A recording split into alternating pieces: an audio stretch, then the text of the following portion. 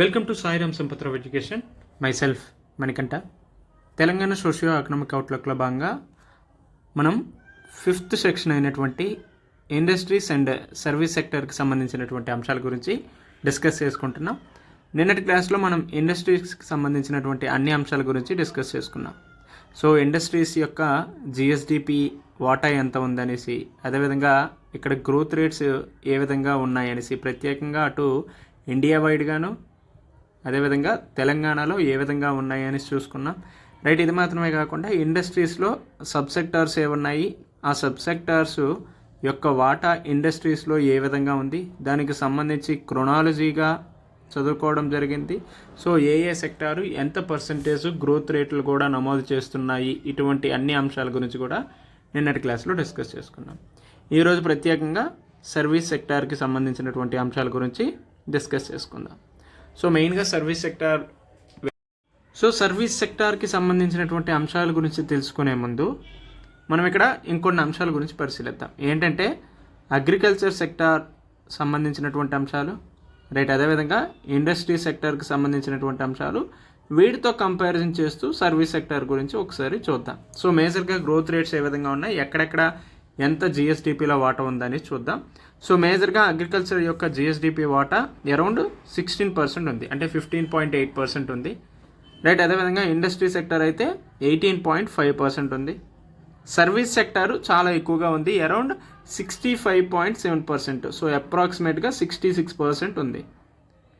Right, ఇది మాత్రమే కాకుండా అక్కడ గ్రోత్ రేట్స్ ఏ విధంగా నమోదవుతున్నాయి, రైట్, ఇది ఇండియాలో ఏ విధంగా వీటి యొక్క వాటా ఉంది అనేది కూడా మనం ఒకసారి పరిశీలించాలి. అగ్రికల్చర్ యొక్క జీడిపి వాటా 17.6%, ఇండస్ట్రీస్ది అయితే 27.6%, సర్వీస్ సెక్టార్ది 54.9% ఉంది. సో ఈ విధంగా ఇండియాలో 54.9% ఉంది. తెలంగాణలో అయితే 66% సర్వీస్ సెక్టార్ యొక్క వాటా ఉంది. ఇండస్ట్రీస్ పరంగా చూసుకున్నా, అగ్రికల్చర్ సెక్టార్ పరంగా చూసుకున్నా తెలంగాణలో చాలా తక్కువగా ఉంది compared to service sector. Right, ఇది మాత్రమే కాకుండా అక్కడ గ్రోత్ రేట్స్ ఏ విధంగా ఉన్నాయి అనేది కూడా మనం పరిశీలించాలి. సో మేజర్గా 2023 అండ్ ఆల్సో 24కి ఈ 3 సెక్టార్స్ యొక్క గ్రోత్ రేట్ ఏ విధంగా ఉంది, అటు తెలంగాణలోను ఇండియాలోను. సో ప్రత్యేకంగా తెలంగాణలో చూసుకుంటే అగ్రికల్చర్ సెక్టార్లో గ్రోత్ రేట్ అనేది 4%గా ఉంది. రైట్, ఇండస్ట్రీ పరంగా చూసుకుంటే 10.1% ఉంది. సర్వీస్ సెక్టార్లో గ్రోత్ రేట్ అనేది కరెంట్ ప్రైజెస్లో 14.6% ఉంది. ఓకేనా. తర్వాత ఇండియా పరంగా చూసుకుంటే ఒక్కొక్క సెక్టార్లో గ్రోత్ రేట్స్ ఏ విధంగా ఉన్నాయంటే, అగ్రికల్చర్ సెక్టార్లో 4.6% గ్రోత్ రేట్ ఉంది. ఇండస్ట్రీస్ అయితే 7.9% గ్రోత్ రేట్ ఉంది. Service sector around 9.5% growth rates ఉన్నాయి. సో ఈ గ్రోత్ రేట్స్ అటు ఇండియాలోను తెలంగాణలోను ఏ విధంగా ఉన్నాయి అనే దాని గురించి కూడా మనం ప్రత్యేకంగా చదువుకోవాల్సిన అవసరం ఉంది. రైట్, మేజర్గా సర్వీస్ సెక్టార్లోకి ఏ అంశాలు వస్తాయి అనేది తెలుసుకోవాలి. So the service sector has been fundamental to economic progress, transforming society through crucial offerings. So ఎందుకు అంత ఇంపార్టెంట్ అంటే, బికాస్ ఆఫ్ కొన్ని ఇంపార్టెంట్ సర్వీసెస్ అందిస్తుంది. ఫర్ ఎగ్జాంపుల్ ఫైనాన్స్ పరంగా అవ్వచ్చు, హెల్త్ కేర్, ఎడ్యుకేషన్, టూరిజం, ఇవన్నీ కూడా సర్వీస్ సెక్టర్లో భాగంగానే ఉంటాయి. సో అందుకని ఎకానమీ అనేది ప్రోగ్రెస్ అవ్వాలంటే ఖచ్చితంగా సర్వీస్ సెక్టర్ అనేది ఇంపార్టెంట్ రోల్ అనేది ప్లే చేస్తుంది. సో ఇటీవల కాలంలో ఈ డిజిటల్ యుగంలో కావచ్చు, సో ఈ డిజిటల్ ఏజ్లో కావచ్చు, ఈ IR 4.0 యుగంలో ఈ సర్వీస్ సెక్టార్ యొక్క పాత్ర చాలా పెరుగుతూ వస్తుంది. సో దీనికి అనుగుణంగానే తెలంగాణలో సర్వీస్ సెక్టార్ యొక్క వాటా జిఎస్డిపిలో కూడా కన్సిస్టెంట్గా పెరుగుతూ ఉంది. సో అరౌండ్ లాస్ట్ 2 years 62% దీని యొక్క జిఎస్డిపి వాటా ఉంటే అది ప్రజెంట్ 65.7%కి ఇంక్రీజ్ అయింది కదా. రైట్, ఈ విధంగా జిఎస్డిపిలో తన యొక్క వాటా ఎంత ఉందని చెప్తున్నారు. సో నెంబర్స్ పరంగా చూసుకుంటే 8.80 lakh crore ఉండడం జరిగింది. సో ఇక్కడ ఏమిచ్చారంటే కరెంట్ ప్రైజెస్లో ప్రతి సెక్టార్ యొక్క కాంట్రిబ్యూషన్ ఏ విధంగా ఉందని ఇచ్చారు. సో సర్వీస్ సెక్టార్ యొక్క కాంట్రిబ్యూషన్ 66%, అగ్రికల్చర్ సెక్టార్ యొక్క కాంట్రిబ్యూషన్ 16%, ఇండస్ట్రీస్ యొక్క కాంట్రిబ్యూషన్ 19% ఉంది.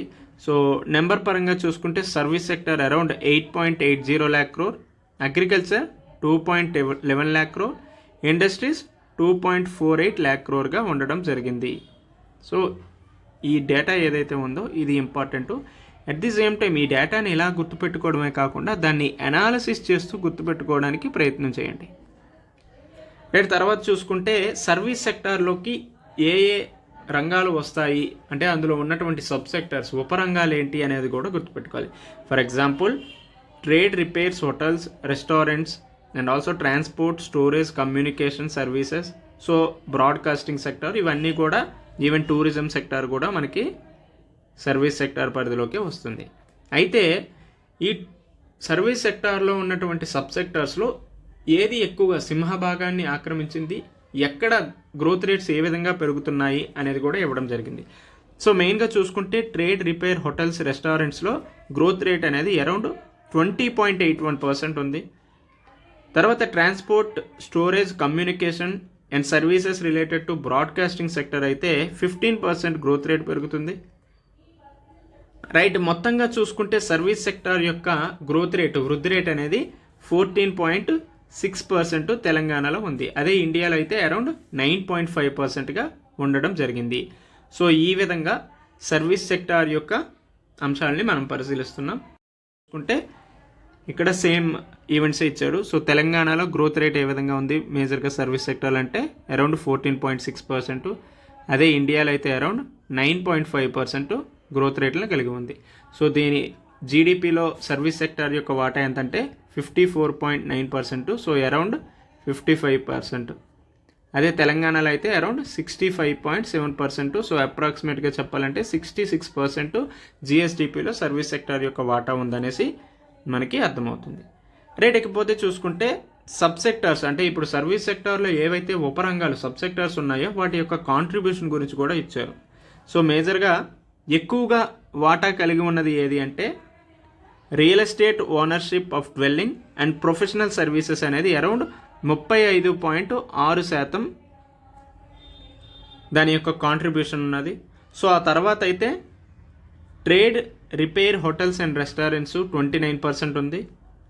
తర్వాత transport, storage, communication and services related to broadcasting అనేది అరౌండ్ 11.6% ఉంది. సో ఈవెన్ ఇక్కడ ఇవి డిక్రీజ్ అయ్యాయా, ఇంక్రీజ్ అయ్యావా అనేది కూడా అడగచ్చు. For example real estate ownership of dwelling and professional services 22-23తో కంపారిజన్ చేసుకుంటే 23-24లో తన యొక్క వాటా అనేది తగ్గుతూ వచ్చింది.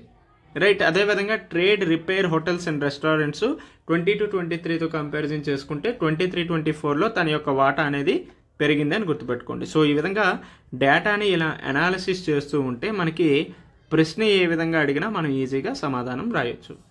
రైట్, ఈ విధంగా సర్వీస్ సెక్టార్లో సబ్ సెక్టార్స్ ఉన్నాయి కదా, ఆ సబ్ సెక్టారు క్రొనాలజీగా రాయమని చెప్తారు. సో సింహభాగాన్ని ఆక్రమించే ఏది హైయెస్ట్ టు లోయెస్ట్ అని అడగచ్చు. సో హైయెస్ట్ టు లోయెస్ట్ అంటే ఫస్ట్ రియల్ ఎస్టేట్ రంగం, తర్వాత trade, repair, hotels and restaurant, ఆ తర్వాత other services, if in case other services ఇవ్వకపోతే transport, storage, communication services and also broadcasting sector, తర్వాత ఫైనాన్షియల్ సర్వీసెస్, లాస్ట్కి పబ్లిక్ అడ్మినిస్ట్రేషన్. సో దాని యొక్క క్రొనాలజీ గుర్తుపెట్టుకుంటూనే ఎంత పర్సెంటేజ్ ఉన్నది అనేది కూడా గుర్తుపెట్టుకోండి. తర్వాత చూసుకుంటే సర్వీస్ సెక్టార్లో ఎంప్లాయ్మెంట్ ట్రెండ్స్ ఏ విధంగా ఉన్నాయి, సో ఉద్యోగపరమైనటువంటి అంశాలు ఏ విధంగా ఉన్నాయి అనేది ఇచ్చాడు. సో మేజర్గా service sector employees 62.2% of urban work force. So మేజర్గా ఇండియా పరంగా చూసుకుంటే సర్వీస్ సెక్టారు అర్బన్ ఏరియాస్లో వర్క్ ఫోర్స్ ఎంతటిని ఇది చేస్తుందంటే దాదాపు 62.2% ఇది చేస్తుంది. రైట్, ఇందులో మేల్ చూసుకుంటే 61.70, అదేవిధంగా ఫీమేల్ యొక్క వర్క్ ఫోర్స్ అనేది అర్బన్ ఏరియాలో 63.40%గా ఉన్నది. సో ఇది ఇండియాలో ఉంది. సో ఇండియాలో అయితే అర్బన్ వర్క్ ఫోర్స్లో మేల్ కంటే ఫీమేల్ ఎక్కువగా ఉన్నారు అనేది గుర్తుపెట్టుకోండి. సో ఇది మేజర్గా సర్వీస్ సెక్టార్కి సంబంధించింది. రైట్, అదేవిధంగా తెలంగాణలో అర్బన్ ఏరియాస్లో వర్క్ ఫోర్స్ ఎంత ఉందంటే అరౌండ్ 66% ఉంది. సో ఇందులో మేల్ ఎంత ఉన్నారు, ఫీమేల్ వర్క్ ఫోర్స్ ఎంత ఉంది అనేది కూడా గుర్తుపెట్టుకోవాలి. So male work force around 67.63%, female work force అనేది అరౌండ్ 63.96% ఉన్నారు. సో ఈ విధంగా తెలంగాణలో అయితే అర్బన్ వర్క్ ఫోర్స్లో మేల్ కంటే ఫీమేల్ తక్కువగా ఉన్నారు. సో మొత్తానికి కంపారిజన్ చేస్తే తెలంగాణలో మేలు ఫీమేలు వర్క్ ఫోర్సు ఇండియా యొక్క సగటుతో కంపారిజన్ చేసుకుంటే చాలా ఎక్కువగా ఉంది అనేసి గుర్తుపెట్టుకోండి. రైట్, ఐ హోప్ అర్థమైంది అనుకుంటున్నా. సో తర్వాత చూసుకుంటే గిగ్ ఎకానమీకి సంబంధించినటువంటి అంశాల గురించి ఇక్కడ ఇచ్చారు. సో మేజర్గా గిగ్ ఎకానమీ అంటే ఏంటి అనేది అడగొచ్చు. సో ఈ గిగ్ ఎకానమీలో 2 రకాల వర్కర్స్ ఉంటారు. ఒకటి platform workers, 2 non platform workers. So ఈ ప్లాట్ఫామ్ వర్కర్స్ అంటే ఏంటి, నాన్ ప్లాట్ఫామ్ వర్కర్స్ అంటే ఏంటి అనేది ఒకసారి చూద్దాం. So platform workers are those work is based on online software apps or digital platforms. So వాళ్ళకి సాధారణంగా డిజిటల్ ప్లాట్ఫామ్స్ లేకపోతే ఆన్లైన్ సాఫ్ట్వేర్ యాప్స్ ద్వారా వాళ్ళు వర్క్ చేయడం జరుగుతుంది. ఫర్ ఎగ్జాంపుల్ ఇప్పుడు మనకి స్విగ్గీ అవ్వచ్చు, జొమాటో అవ్వచ్చు, ఊబరు, ఓలా ఇటువంటి ఆన్లైన్ యాప్స్ ద్వారా ఉద్యోగాల్ని పొందడం జరుగుతుంది. సో ఈ ఉద్యోగులనే గిగ్ వర్కర్స్ అంటారు. సో ఈ ఎకానమీనే మనం గిగ్ ఎకానమీగా చెప్తాం. సో ఇది మేజర్గా ప్లాట్ఫామ్ బేస్డ్ వర్కర్స్. సో అదే నాన్ ప్లాట్ఫామ్ వర్కర్స్ అంటే ఎవరంటే వీళ్ళందరూ కూడా క్యాజువల్గా వేజ్ వర్కర్స్గా పనిచేయడం జరుగుతుంది. ఫర్ ఎగ్జాంపుల్ కన్స్ట్రక్షన్ సెక్టర్లో రోజువారీ కూలీలు వెళ్తారు కదా, సో వీళ్ళందరినీ కూడా మనం నాన్ ప్లాట్ఫామ్ వర్కర్స్గా పిలుస్తాం. అయితే ఈ గిగ్ ఎకానమీకి సంబంధించి నీతి ఆయోగ్ 2020-21లో ఒక రిపోర్ట్ రిలీజ్ చేసింది. సో అది మనకి ఎగ్జామ్ పర్స్పెక్టివ్లో ఇంపార్టెంట్. ఏం చెప్పిందంటే there were 7.7 million workers engaged in gig economy in India. So దాదాపు 7.7 మిలియన్ల వర్కర్స్ అనేవాళ్ళు గిగ్ ఎకానమీలో ఉండడం జరిగింది అనేది నీతి ఆయోగ్ రిపోర్ట్ ఇచ్చింది. అండ్ ఆల్సో ఈ నెంబర్ ఏదైతే ఉందో అది 23.5 మిలియన్కి ఇంక్రీజ్ అవుతుందని చెప్పింది. ఏ టైంకి, 2029-30కి. సో ఇది వెరీ వెరీ ఇంపార్టెంట్. సో నీతి ఆయోగ్ ఇచ్చిన రిపోర్ట్లో 2020-21లో భాగంగా గిగ్ వర్కర్స్ ఎంతమంది ఉన్నారంటే అరౌండ్ 7.7 మిలియన్. అది 2029-30కి వచ్చేసరికి ఎంతకి ఇంక్రీజ్ అవుతుందంటే 23.5 మిలియన్కి ఇంక్రీజ్ అవుతుందనేసి చెప్పడం జరిగింది. సో ఇది ఇంపార్టెంట్ గుర్తు. రైట్, తర్వాత చూసుకుంటే ఈ గిగ్ వర్కర్స్కి సంబంధించి ఏమైనా social security benefits, social schemes ఏవైనా ఉన్నాయంటే ఇంతవరకు కూడా ఏ స్కీము లేదు. అయితే 2020 కోడ్ అండ్ సోషల్ సెక్యూరిటీ అనేది ఇది కొంతవరకు సామాజిక భద్రతని ప్లాట్ఫామ్ వర్కర్స్కి అందించడం జరుగుతుంది. రైట్, ప్రత్యేకంగా అయితే రాష్ట్ర ప్రభుత్వాల్లో మొట్టమొదటిసారిగా ఈ గిగ్ వర్కర్స్కి సంబంధించి సోషల్ సెక్యూరిటీ యాక్ట్ అనేది ఏ రాష్ట్ర ప్రభుత్వం తీసుకొచ్చిందంటే రాజస్థాన్ రాష్ట్ర ప్రభుత్వం తీసుకురావడం జరిగింది. సో దానికి గాను ఒక చట్టం తీసుకొచ్చారు. అదేంటంటే Rajasthan platform based gig workers registration and welfare act 2023. So ఈ విధంగా ప్లాట్ఫామ్ వర్కర్స్, గిగ్ వర్కర్స్కి సంబంధించి మొట్టమొదటి చట్టము ఏ రాష్ట్ర ప్రభుత్వం తీసుకొచ్చిందంటే రాజస్థాన్ రాష్ట్ర ప్రభుత్వం తీసుకొచ్చిందని గుర్తుపెట్టుకోండి. దాని తర్వాత చూసుకుంటే IT and IT enabled services. So information technology and information technology enabled services ఏ విధంగా ఉన్నాయి తెలంగాణలో అంటే, సో మేజర్గా Telangana government emphasises information technology as the state most rapidly developing sector. So ఇప్పుడు బెంగళూరుని మనం సిలికాన్ వ్యాలీ ఆఫ్ ఇండియాగా చెప్తున్నాం. అయితే దీనికి ఆల్టర్నేటివ్గా హైదరాబాద్ అనేది ఏర్పడడానికి చాలా స్కోప్ ఉంది. సో ఇన్ ఫ్యూచర్ బెంగళూరుని దాటి హైదరాబాదు ఐటీ హబ్గా మారడానికి చాలా స్కోప్ ఉంది. So that's why even Telangana government కూడా చాలా వరకు ఐటీ రిలేటెడ్ డెవలప్మెంట్స్ చాలా ఎక్కువగా చేస్తుంది.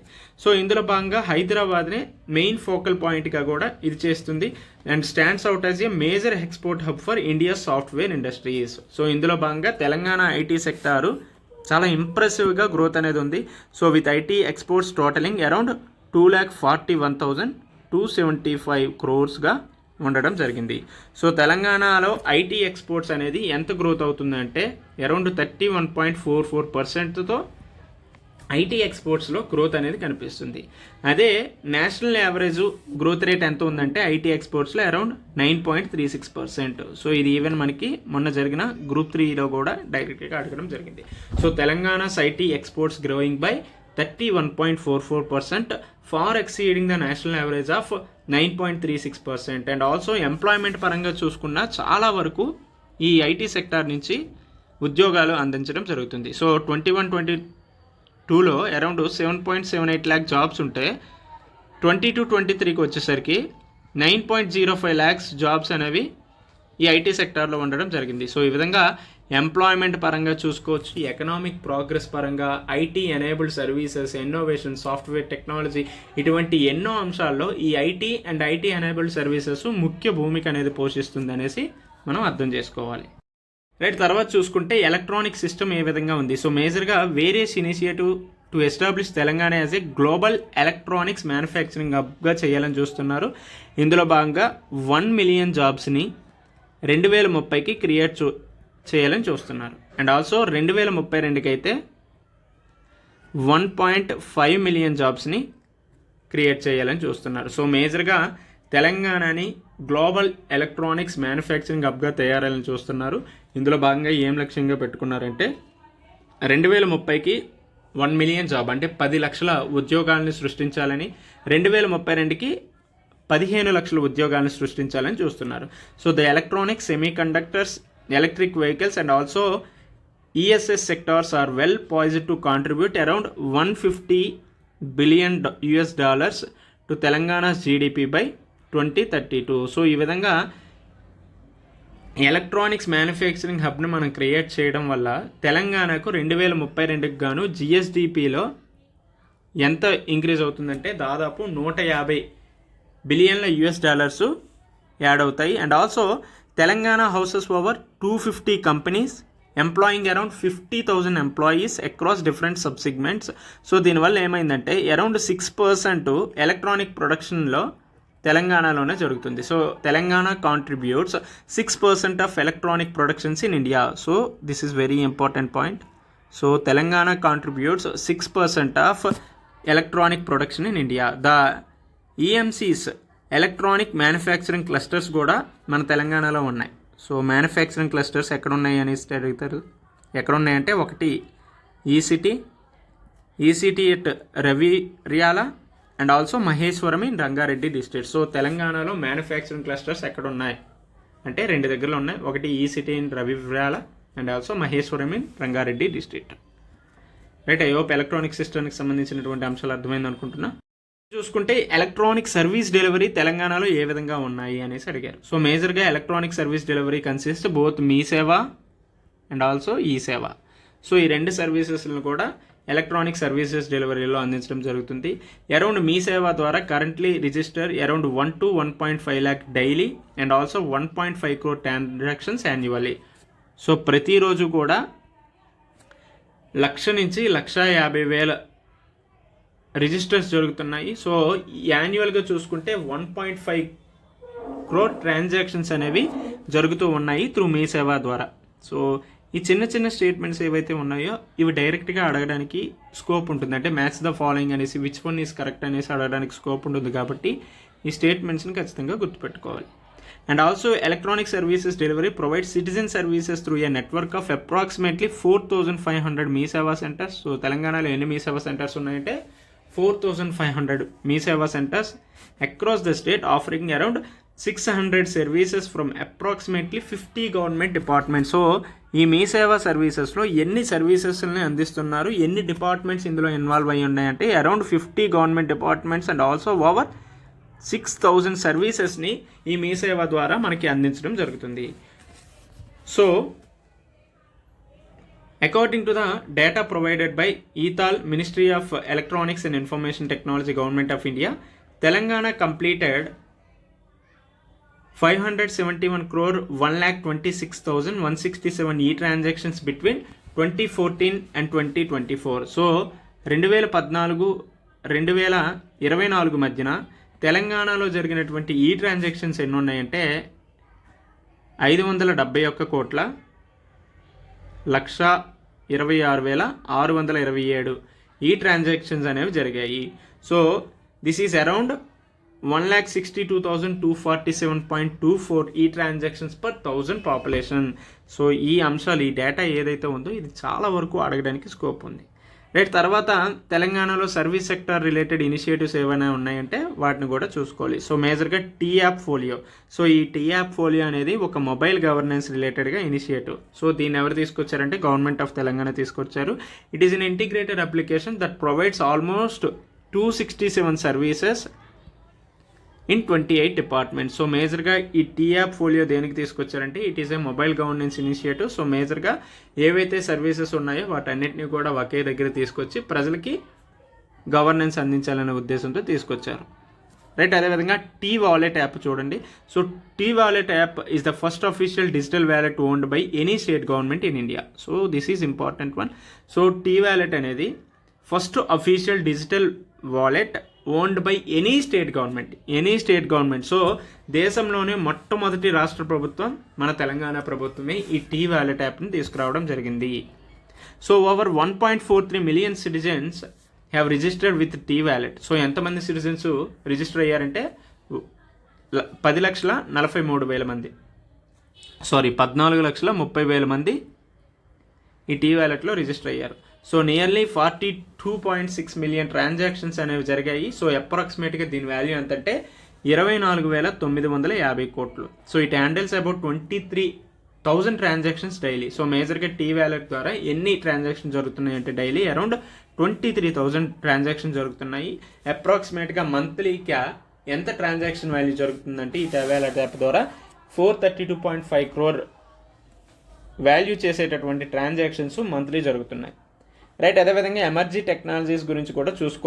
ఎమర్జింగ్ టెక్నాలజీస్ అంటే అటు రోబోటిక్స్ గురించి,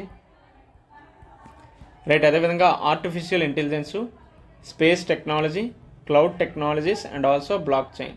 సో వీటిని మనం మ్యాక్సిమం కరెంట్ ఈవెంట్స్తో ఇంటర్లింక్ చేసుకొని చదువుకోవాల్సిన అవసరం ఉంది. సో మెయిన్గా artificial intelligence and also block chain technology ఏదైతే ఉందో అది మనకి ఇటు ఎకానమీ పరంగాను తెలంగాణ కరెంట్ అఫైర్స్ పరంగాను కూడా అడగడానికి స్కోప్ ఉంది. ఎందుకంటే రీసెంట్గా ఆర్టిఫిషియల్ ఇంటెలిజెన్స్ మీద ఒక సమ్మిట్ తెలంగాణలో జరిగింది. At the same time Telangana government కూడా ఎక్కువగా ఈ కృత్రిమ మేధస్సు మీద ఎక్కువగా శ్రద్ధ పెట్టడం జరిగింది. కాబట్టి ఈ ఆర్టిఫిషియల్ ఇంటెలిజెన్స్ రిలేటెడ్ అంశాల గురించి ప్రత్యేకంగా చదువుకోండి. అట్ ది సేమ్ టైం ఈ ఎమర్జింగ్ టెక్నాలజీస్ ఏవైతే ఉన్నాయో వీటన్నిటి మీద కూడా ఫోకస్ చేస్తూ చదవండి. ఇది మాత్రమే కాకుండా IR 4.0 అవ్వచ్చు, క్వాంటమ్ టెక్నాలజీ అవ్వచ్చు, ఇవన్నీ కూడా మనకి సైన్స్ అండ్ టెక్నాలజీ రిలేటెడ్ ఈవెంట్స్లో వస్తాయి. సో వీటిని కరెంట్ అఫైర్స్తో ఇంటర్లింక్ చేసుకొని చదువుకోండి. రైట్. తర్వాత చూసుకుంటే SAP India established 14 centres of excellence under the code Unnati programme. So code Unnati programme ద్వారా శాప్ ఇండియా ఎన్ని సెంటర్ ఆఫ్ ఎక్సలెన్స్ని ఏర్పాటు చేసిందంటే 17 సెంటర్ ఆఫ్ ఎక్సలెన్స్ని ఏర్పాటు చేసింది in partnership with Edunet and Telangana academy for skill and knowledge. So SAP India 17 centre of ఎక్సలెన్సెస్ని ఏర్పాటు చేసింది. ఏ ప్రోగ్రామ్ ద్వారా? ఉన్నతి ప్రోగ్రామ్ ద్వారా. ఎవరెవరు పార్ట్నర్షిప్ తీసుకోనంటే ఎడ్యునెట్తోనూ అదేవిధంగా టాస్క్. సో టాస్క్ యొక్క ఫుల్ ఫామ్ ఏంటి, ఏ ఇయర్లో వచ్చింది అనేది మీరు కామెంట్స్లో చేయండి. సో టాస్క్ ఫుల్ ఫామ్ ఏంటంటే Telangana academy for skill and knowledge. అయితే టాస్క్ అనేదాన్ని ఎప్పుడు లాంచ్ చేయడం జరిగింది అనేది కామెంట్ చేయండి. రైట్. తర్వాత చూసుకుంటే సాఫ్ట్ నెట్ ప్రోగ్రామ్. సో మేజర్గా ఈ సాఫ్ట్ నెట్ అనేది it is a not for profit organisation under the department of information technology, electronics and communication. It operates TSAT satellite TV network. So SoftNet TSAT ఇప్పుడు మనకి ఏదైతే TSAT satellite TV network ఉందో దాన్ని ఎవరు operate చేస్తారంటే soft net వల్ల operate చేస్తారు. So ఇది మేజర్గా distance learning through satellite communications ద్వారా అందరికీ కూడా విద్యను అందించే ఉద్దేశంతో ఈ TSAT నెట్వర్క్ని తీసుకొచ్చారు. సో మేజర్గా సాఫ్ట్ నెట్ ఇంకా ఏ అంశాలను ప్రొవైడ్ చేస్తుంది అనేది కూడా చూసుకోండి. So SoftNet also telecast mental health programmes named Manomitra. So ఇటువంటి స్టేట్మెంట్స్ని ఇవ్వడానికి స్కోప్ ఉంటుంది.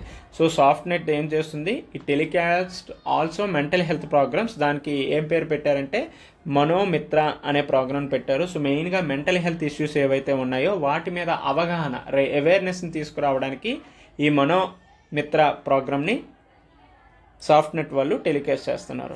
So TSAT channels Vidya Nipuna are accessible via various platforms. So even Vidya Nipuna అనేవి TSAT ఛానల్స్. సో వీటన్నిటి ద్వారా కూడా ఎడ్యుకేషన్ అందించడం జరుగుతుంది. సో డిస్టెన్స్ లెర్నింగ్ని. రైట్. తర్వాత తెలంగాణలో టూరిజం రిలేటెడ్ అంశాలను మనం పరిశీలిస్తే మేజర్గా అటు డివైన్ డెస్టినేషన్స్, అదేవిధంగా హెరిటేజ్ సైట్స్ అవ్వచ్చు, న్యాచురల్ బ్యూటీ, ఇటువంటి ఎన్నో అంశాలు ఉన్నాయి. సో మేజర్గా ఇక్కడ అంశాలు ఇచ్చాడు, వీటిని ఇంటర్లింక్ చేసుకొని హిస్టరీ పర్స్పెక్టివ్లోను సొసైటీ పర్స్పెక్టివ్లోను చదువుకోవాలి. సో మేజర్గా డివైన్ డెస్టినేషన్స్ అంటే ఆలంపూర్ జోగులాంబ టెంపుల్. సో ఇది ఒక శక్తిపీఠం. అదేవిధంగా జగన్నాథ టెంపుల్ హైదరాబాద్లో ఉంది, జూబ్లీ హిల్స్ ఆర్ బంజారా హిల్స్లో ఉంది. రైట్. అదేవిధంగా రామప్ప టెంపుల్ వరంగల్లో. సో తర్వాత హెరిటేజ్ సైట్స్ చూసుకుంటే కుతుబ్షాహీ టాంబ్స్, చార్మినార్, వరంగల్ ఫోర్ట్ ఉన్నాయి. న్యాచురల్ బ్యూటీ పరంగా చూసుకుంటే Bogatha water falls, Nagarjuna Sagar and Pochera water falls. So ఈ విధంగా ఇవన్నీ కూడా ఏ డిస్ట్రిక్ట్స్లో ఉన్నాయి అనేది కూడా గుర్తుపెట్టుకోండి. Right, if in case Ramappa temple ఉంది. సో రామప్ప టెంపుల్ ఏ డిస్ట్రిక్ట్లో ఉంది? రామప్ప టెంపుల్కి యునెస్కో వరల్డ్ హెరిటేజ్ సైట్ అనేది ఇవ్వడం జరిగింది. అసలు ఎందుకు రామప్ప టెంపుల్కి యునెస్కో వరల్డ్ హెరిటేజ్ సైట్ ఇచ్చారు? దాని యొక్క సిగ్నిఫికెన్స్, ప్రాముఖ్యత ఏంటి? What are the features in those temple? Right, ఈ విధంగా దాని యొక్క టెంపుల్ ఆర్కిటెక్చర్ ఏ విధంగా ఉంది.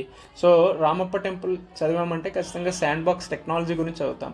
అసలు శాండ్ బాక్స్ టెక్నాలజీ అంటే ఏంటి? రైట్, ఈ విధంగా వరల్డ్ హెరిటేజ్ సైట్స్ గురించి చదివాం కాబట్టి ఇండియాలో ఎన్ని వరల్డ్ హెరిటేజ్ సైట్స్ ఉన్నాయి, ఇటువంటి అన్ని అంశాలను ఇంటర్లింక్ చేసుకొని చదువుకోవాలి. రైట్, అదేవిధంగా ఆలంపూర్ జోగులాంబ టెంపుల్ అన్నాం కదా. సో ఇది ఒక శక్తిపీఠం. సో ఈ విధంగా ఇండియాలో దాదాపు ఎన్ని శక్తిపీఠాలు ఉన్నాయి? 18 శక్తిపీఠాలు ఉన్నాయి. సో ఈ 18 శక్తిపీఠాలు ఏంటి? రైట్, శక్తిపీఠాల గురించి చదివాం కాబట్టి ఖచ్చితంగా జ్యోతిర్లింగాల గురించి కూడా మంచిగా చదివితే ఏం ప్రాబ్లం ఉంటుంది. ఎందుకంటే ఇది కార్తీక మాసం కాబట్టి మంచిగా అందరూ ఆ శివుణ్ణి కోరుకొని జ్యోతిర్లింగాలని రోజు చదువుకుంటే మంచిగా ఉద్యోగాలు వస్తాయి. సో ఈ విధంగా శక్తిపీఠాలు ఎన్ని ఉన్నాయి, జ్యోతిర్లింగాలు ఎన్ని ఉన్నాయి. సో ఇది నాట్ ఓన్లీ జోక్గా చెప్పట్లేదు, ఈవెన్ యూపీఎస్సీలో కూడా ఈ క్వశ్చన్స్ అడిగారు. సో అందుకనే ఫోకస్ చేసి మీకు చెప్తాను. And also natural beauty like Bogatha water falls, Nagarjuna Sagar, Pochera waterfalls ఎక్కడ ఉన్నాయి అనే దాని గురించి కూడా తెలుసుకోవాలి. అవి కూడా చదువుకోండి. రేపు తర్వాత చూసుకుంటే తెలంగాణలో టూరిజాన్ని ప్రమోట్ చేసే ఉద్దేశంతో తెలంగాణ టూరిజం డెవలప్మెంట్ కార్పొరేషన్ ఏర్పాటు చేశారు. సో ఇది మేజర్గా కొన్ని లక్ష్యాలతో పనిచేస్తుంది. ఒకటి, టూరిజంలో ఉన్నటువంటి ఇన్ఫ్రాస్ట్రక్చర్ ఏదైతే ఉందో దాన్ని డెవలప్ చేసే ఉద్దేశంతో, అండ్ ఆల్సో టూరిస్ట్ సర్క్యూట్స్ ఏవైతే ఉన్నాయో వాటిని క్రియేట్ చేస్తూ ఎన్హాన్స్ చేయడంలోను, అండ్ ఆల్సో ప్యాకేజ్ టూర్స్ ఏవైతే ఉన్నాయో వాటిని ఆపరేట్ చేసే ఉద్దేశంతో ఈ తెలంగాణ టూరిజం డెవలప్మెంట్ కార్పొరేషన్ని ఏర్పాటు చేయడం జరిగింది. అండ్ ఆల్సో టూరిస్ట్ ఫుట్ఫాల్ సంబంధించినటువంటి అంశాలు చూసుకుంటే తెలంగాణలో డొమెస్టిక్ అదేవిధంగా ఫారిన్ ట్రావెలర్స్ ఏ విధంగా వచ్చారు అనేసి మేజర్గా ఇవ్వడం జరిగింది. సో 2022-2023కి సంబంధించినటువంటి టూరిస్ట్ పర్యాటకులకు సంబంధించినటువంటి అంశాల గురించి ఇచ్చారు. సో మేజర్గా 22లో అరౌండ్ డొమెస్టిక్ ట్రావెలర్సు 6 crores వచ్చారు. అరౌండ్ 6,07,00,000 మెంబర్స్ వచ్చారు. అయితే 23కి వచ్చేసరికి అది 5,84,00,000కి తగ్గింది. సో అరౌండ్ 3.78% డిక్రీజ్ అయింది. At the same time foreign travellers అనేవాళ్ళు ఇంక్రీజ్ అయ్యారు. అరౌండ్ 135.24% ఇంక్రీజ్ అవ్వడం జరిగింది. సో 22లో అరౌండ్ 68,401 ఫారిన్ ట్రావెలర్స్ వస్తే 23కి వచ్చేసరికి 1,60,912 ఫారిన్ ట్రావెలర్స్ ఇండియాకి రావడం, ప్రత్యేకంగా తెలంగాణకి రావడం జరిగింది. సో ఈ విధంగా ఫారిన్ ట్రావెలర్స్ ఎంత ఇంక్రీజ్ అయ్యారు, డొమెస్టిక్ ట్రావెలర్స్ ఎంత నుంచి ఎంతకి డిక్రీజ్ అయ్యారు, ఎంత పర్సంటేజ్ డిక్రీజ్ అయ్యారు అనేది కూడా గుర్తుపెట్టుకోండి. ఇది ఇంపార్టెంట్. అండ్ ఆల్సో టూరిజాన్ని ప్రమోట్ చేయడానికి గవర్నమెంట్ తీసుకొస్తున్నటువంటి ఇనిషియేటివ్స్ ఏంటి అనేది కూడా చూసుకోవాలి. సో మేజర్గా టూరిజం సర్క్యూట్స్ని డెవలప్ చేస్తున్నారు. ఇందులో భాగంగా రామప్ప రుద్రేశ్వర టెంపుల్ అవ్వచ్చు. రైట్, అదేవిధంగా ట్రైబల్ సర్క్యూట్ని కూడా డెవలప్ చేశారు. So Mulugu, Laknavaram, Medaram, Tadvai, Damaravi, Mallur and Bogatha water falls. So ఈ విధంగా ట్రైబల్ సర్క్యూట్స్లో ఉన్నటువంటి ఇంపార్టెంట్ సైట్స్ ఏంటని అడగచ్చు. రైట్, అదేవిధంగా హెరిటేజ్ సర్క్యూట్స్కి సంబంధించినటువంటి అంశాలు, for example Qutub Shahi heritage park అవ్వచ్చు, పైగా టోమ్స్ అవ్వచ్చు, హయత్ బక్సీ మాస్క్ అవ్వచ్చు, రేమండ్స్ టోంబ్ అవ్వచ్చు, ఎమాంగ్ అదర్స్. సో ఈ విధంగా హెరిటేజ్ సర్క్యూట్స్ ఏవేవి ఉన్నాయి, ట్రైబల్ సర్క్యూట్స్ ఏవేవి ఉన్నాయి, టూరిజం సర్క్యూట్స్ ఏ విధంగా ఉన్నాయి, సో ఎక్కడెక్కడ ఉన్నాయి, ఏ డిస్ట్రిక్ట్స్లో ఉన్నాయి, వాట్ ఈస్ ద స్పెషాలిటీ అనేది కూడా అడగడానికి స్కోప్ ఉంటుంది. అండ్ ఆల్సో ఈ టూరిజం రిలేటెడ్గా ఉన్నటువంటి స్కీమ్స్ గురించి కూడా చదువుకోవాలి. ఫర్ ఎగ్జాంపుల్ స్వదేశీ దర్శన్ స్కీమ్ అవ్వచ్చు. సో ఈ స్వదేశీ దర్శన్ స్కీమ్లో ఏమేమి చేస్తున్నారు అనేది కూడా మనకి అడగడానికి స్కోప్ ఉంటుంది. రైట్, తర్వాత చూసుకుంటే ఎకో టూరిజం సైట్స్ అరౌండ్ తెలంగాణలో 12 డెస్టినేషన్స్ అనేవి ఐడెంటిఫై చేయడం జరిగింది. So it's includes Ananthagiri, so ఇది మనకి గ్రూప్ 3లో అడిగారు, Ananthagiri, Kanakagiri, Nandipet, Kagaznagar tiger corridor. So ఈ విధంగా ఎకో టూరిజం సర్క్యూట్స్ అనేవి అరౌండ్ 12 డెస్టినేషన్స్ని ఐడెంటిఫై చేయడం జరిగింది. ఇందులో Ananthagiri, Kanakagiri, Nandipet, Kagaznagar tiger corridors అనేవి కూడా ఉన్నాయి అనేది గుర్తుపెట్టుకోండి. ఇవన్నీ కూడా ecotourism circuits. And also ఫెస్టివల్స్ని కూడా చాలా వరకు ప్రమోట్ చేస్తున్నారు. సో ఈ ఫెస్టివల్స్ అన్నీ కూడా మనం ఇండియన్ సొసైటీ, తెలంగాణ సొసైటీని ఇంటర్లింక్ చేసుకునేటప్పుడు చదువుతాం. And also Telangana history related అంశాలను కూడా దీంతో ఇంటర్లింక్ చేసుకొని చదువుకుంటాం. సో మేజర్గా ఫెస్టివల్స్ అంటే లైక్ బోనాలు అవ్వచ్చు, బతుకమ్మ అవ్వచ్చు, సమ్మక్క సారక్క మేడారం జాతర, మొహరం పీర్ల పండగ, ఈ అంశాలన్నిటి గురించి కూడా మనం తెలంగాణ సమాజాన్ని చదివేటప్పుడు తెలంగాణ సొసైటీని ఇంటర్లింక్ చేసుకొని చదవాలి. సో బోనాల యొక్క features, what is the importance of Bonalu, so బోనాలకు సంబంధించినటువంటి అంశాల గురించి, అదేవిధంగా బతుకమ్మకు సంబంధించినటువంటి అంశాలు, ఇటువంటి అన్నీ కూడా ఇంటర్లింక్ చేసుకొని చదువుకోవాలి. రైట్. అదేవిధంగా పిలిగ్రమేజ్ పరంగా చూసుకుంటే for the devout, Telangana offers numerous significant pilgrimage sites. These includes Yadagiri Gutta temple, so mainly it is dedicated to Narasimha Swami, and also Saraswati temple at Basara. So Saraswati temple అనేది బాసరాలో ఉంది. So అది ఏ డిస్ట్రిక్ట్లో ఉందంటే నిర్మల్ డిస్ట్రిక్ట్స్లో ఉండడం జరిగింది. And also Rajarajeshwara Swamy temple Vemulawada. So వీటన్నిటిని కూడా ఇంటర్లింక్ చేసుకొని మనం హిస్టరీని చదువుకోవాలి. ఫర్ ఎగ్జాంపుల్ రాజరాజేశ్వర టెంపుల్ వేములవాడని కళ్యాణ చాళుక్యులు కట్టించడం జరిగింది. సో ఇది ఏ కాలంలో కట్టించారు అనేది మనకి 11th సెంచరీ తెలిసింది. అయితే ఏ రాజు కట్టారు అనేది కూడా అడగడానికి స్కోప్ ఉంటుంది. కాబట్టి ఇఫ్ ఇన్ కేస్ ఎవరికైనా రాజరాజేశ్వర స్వామి టెంపుల్ వేములవాడలో ఎవరు కట్టించారు అనేది తెలిస్తే కామెంట్స్ రూపంలో తెలియజేయండి. రైట్. అదేవిధంగా Jogulamba temple at Alampur.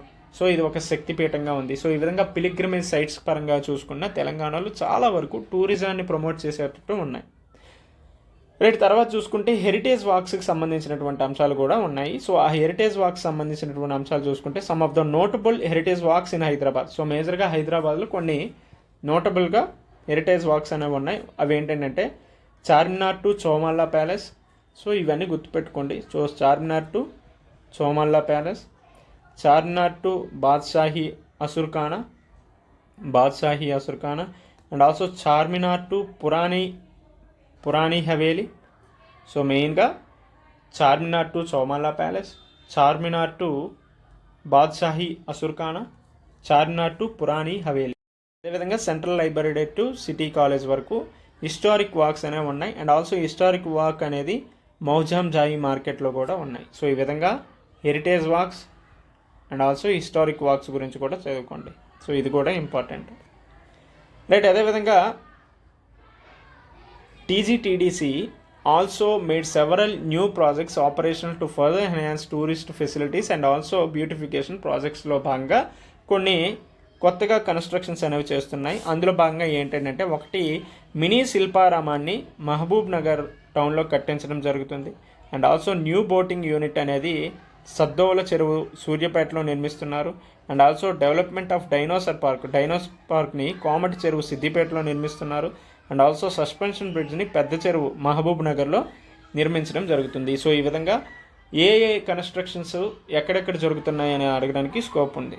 So ఎక్కడెక్కడ జరుగుతున్నాయి అనేది ఒకసారి గుర్తుపెట్టుకోండి. సో మెయిన్గా మినీ శిల్పారామం అనేది మహబూబ్ నగర్లోను, న్యూ బోటింగ్ యూనిట్ అనేది సద్దోలు చెరువు సూర్యాపేటలోను, డైనోసార్ పార్క్ని కోమటి చెరువు సిద్దిపేటలోను, సస్పెన్షన్ బ్రిడ్జ్ని పెద్ద చెరువు మహబూబ్ నగర్లో నిర్మించడం జరుగుతుంది. సో ఇవన్నీ కూడా టూరిస్ట్ రిలేటెడ్. రైట్. అదేవిధంగా తర్వాత హరిత రిసార్ట్స్ను కూడా ఏర్పాటు చేశారు. సో మేజర్గా ఇవన్నీ కూడా China hotels under the brand name of హరిత. సో మేజర్గా టూరిజాన్ని ఇఫ్ ఇన్ కేస్ ఎవరైనా ట్రావెలర్స్ వచ్చారంటే వాళ్ళకి బస చేయడానికి కొంచెం మంచి ఫెసిలిటీస్ను అందించడానికి ఈ హరిత హోటల్స్ను కూడా ఏర్పాటు చేయడం జరిగింది. రైట్. అదేవిధంగా టూరిజంకి సంబంధించి టీజీ ఐపాస్ను కూడా లాంచ్ చేయడం జరిగింది. సో మేజర్గా it stream line the approval process for hotels, resorts, travel agents and also tourism events. So మేజర్గా టీజీ ఐపీఎస్ యొక్క ఇంపార్టెన్స్ అది. రైట్. అదేవిధంగా తెలంగాణలో టూరిజానికి సంబంధించి హెరిటేజ్ మాన్యుమెంట్స్కి సంబంధించి conservation and also restoration efforts కూడా అటు గవర్నమెంట్ ఆఫ్ తెలంగాణ చూస్తుంది. సో మేజర్గా the Telangana department of tourism has undertaken extensive conservation and restoration projects across various heritage sites with the Aga Khan Trust for Culture and government funding. So మేజర్గా తెలంగాణలో టూరిజంకి సంబంధించినటువంటి monuments ఏవైతే ఉన్నాయో వాటిని కన్జర్వేషన్ అండ్ రిస్టోరేషన్ ప్రాజెక్ట్స్కి సంబంధించి ఎవరు తీసుకున్నారంటే ఆగా ఖాన్ ట్రస్ట్ ఫర్ కల్చర్ వాళ్ళు అండ్ ఆల్సో గవర్నమెంట్ ఫండింగ్ కూడా ఇందులో భాగంగా ఉంది. సో మేజర్గా ఇందులో కీ ప్రాజెక్ట్స్ ఏవేవి ఉన్నాయి అనే అంశాన్ని కూడా చూస్తే ఒకటి కుతుబ్షాహీ టాంబ్స్ గోల్కొండ అండ్ ఆల్సో పైగా టాంబ్స్. సో ఇది మనకి స్వదేశీ దర్శన్ గ్రాంట్ స్కీమ్ కింద వీటిని డెవలప్ చేయడం జరుగుతుంది. సో ఏ స్కీమ్ కింద ఏవేవి డెవలప్ చేస్తున్నారు అనేది కూడా గుర్తుపెట్టుకోవాల్సిన అవసరం ఉంది. రైట్. తర్వాత చూసుకుంటే మైనారిటీ వెల్ఫేర్ డిపార్ట్మెంట్ వాళ్ళు మక్కా మసీదుని డెవలప్ చేస్తున్నారు. అండ్ ఆల్సో నేలకొండపల్లి బుద్ధిస్టు స్తూపాని, ఉత్నూరు ఫోర్టు, రామప్ప టెంపుల్ను కూడా డెవలప్ చేయడం జరుగుతుంది. అంటే రిస్టోరేషన్ అండ్ కన్జర్వేషన్ ఎఫర్ట్స్ అనేవి జరుగుతున్నాయి. ఒకటి కుతుబ్ షాహీ థ్రోంబ్ గోల్కొండ పైగా టామ్స్ని ఎవరు డెవలప్ చేస్తున్నారంటే స్వదేశీ దర్శన్ గ్రాంట్ స్కీమ్ కింద వీటిని డెవలప్ చేస్తున్నారు. మక్కా మసీద్ని మైనారిటీస్ వెల్ఫేర్ డిపార్ట్మెంట్ వాళ్ళు ఇది చేస్తున్నారు. అదేవిధంగా తెలంగాణలో కొన్ని heritage సైట్స్ని Agha Khan trust for culture and also government funding ద్వారా దీన్ని రిస్టోరేషన్ చేయడం జరుగుతుంది.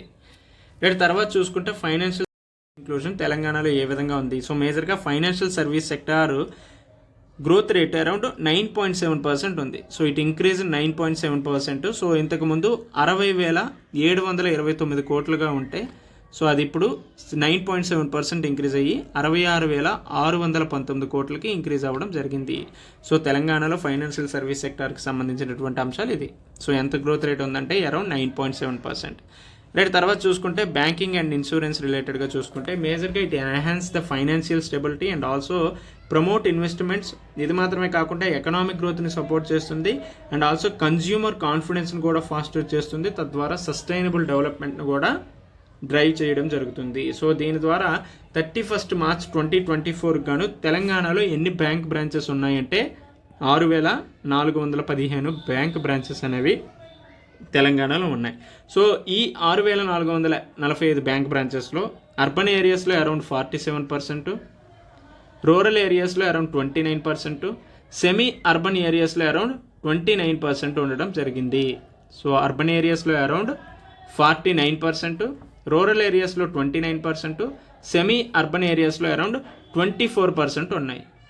తర్వాత చూసుకుంటే ట్రేడ్ రిపేర్ హాస్పిటాలిటీ సెక్టార్కి సంబంధించినటువంటి అంశాలు.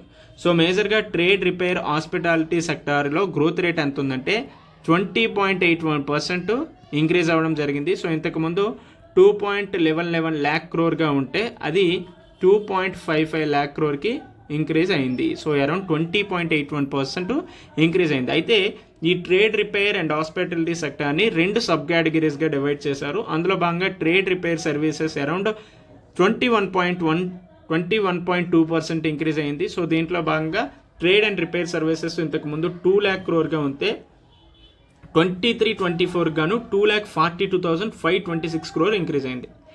అదేవిధంగా సెకండ్ సెక్టార్ అయినటువంటి హాస్పిటాలిటీ సెక్టారు 14.8% ఇంక్రీజ్ అయింది. సో అది ఇంతకుముందు 11,540 crores ఉంటే ప్రజెంట్ 13,246 crore ఇంక్రీజ్ అవ్వడం జరిగింది. సో ఈ విధంగా hospitality sectors and also trade and repair సర్వీసెస్ని డివైడ్ చేస్తూ ఉంటే ఏ విధంగా గ్రోత్ రేట్స్ ఉన్నాయంటే హాస్పిటాలిటీ సెక్టార్లో అరౌండ్ 14.8%, ట్రేడ్ అండ్ రిపేర్ సర్వీసెస్లో అరౌండ్ 21.2% ఇంక్రీజ్ అవ్వడం జరిగింది.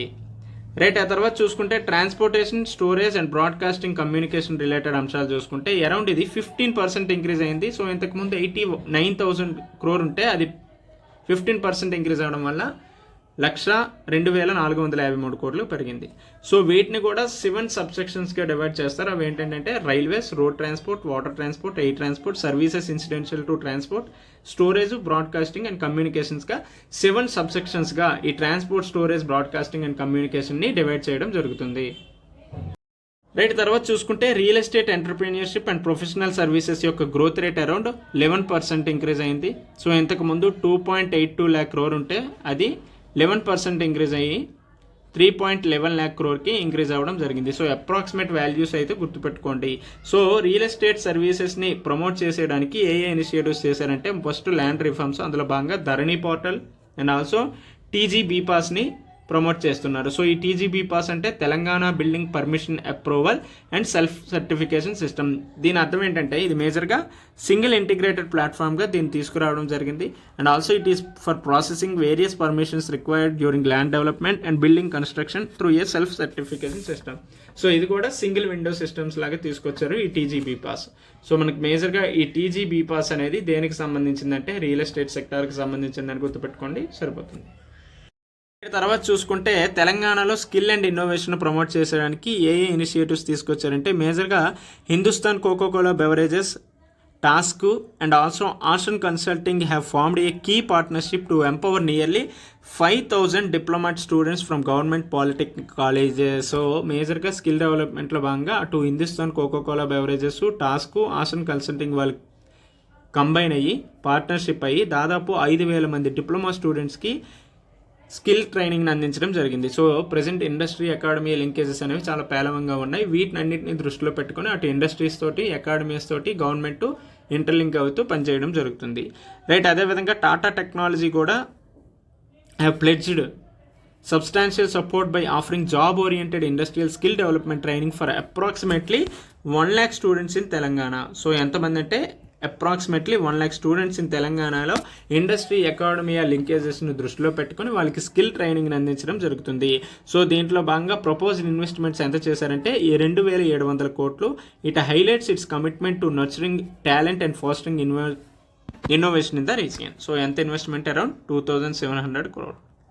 సో ఇక్కడ టాటా టెక్నాలజీస్ గుర్తుపెట్టుకోండి. And also SCCL Singareni collieries company limited ఈ setting up skill development training centres in coal belt area. So మేజర్గా రీజనల్గా డెవలప్మెంట్ తీసుకొచ్చే ఉద్దేశంతో ఈ SCCL కూడా ట్రైనింగ్ సెంటర్స్ని ఈ కోల్డ్ బెల్ట్ ఏరియాస్లో ఏర్పాటు చేయడం జరిగింది. సో మేజర్గా ఆ ఏరియాస్లో కూడా నైపుణ్యాలను పెంపొందించే ఉద్దేశంతో. రైట్, అదేవిధంగా TASK it is a non profit organisations. ఇది మేజర్గా ఎందుకు తీసుకొచ్చారు అంటే it aims to foster collaboration among government institutions, industry and academia to provide high quality human resources and services to the industry. So మేజర్గా industry academia లింకేజెస్ని దృష్టిలో పెట్టుకొని ఈ టాస్క్ అనే దాన్ని తీసుకొచ్చారు.